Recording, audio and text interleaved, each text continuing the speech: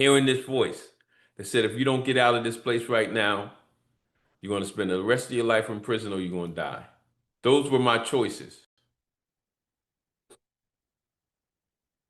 And I left that place and wound up on a second floor fire escape with a 357 getting ready to blow my brains out with a pocket full of money and a pocket full of dope at the end of my road. If you ever heard my story, that was the moment when Jesus Christ came in my life and told me he was tired of me doing what I was doing to myself. Come. And at that moment in time, he took and you don't have to agree, he took away my choices. And the only place I could go was with him.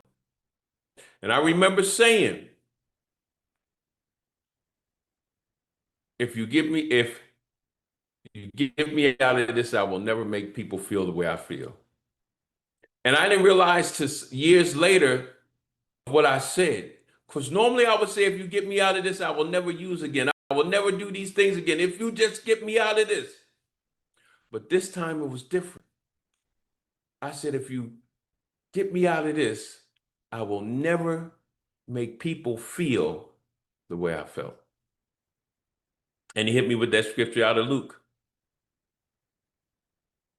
Satan desired to sift you, but I have prayed for you. And part B is what I hold on to this day. And after you're converted, go back and strengthen your brothers.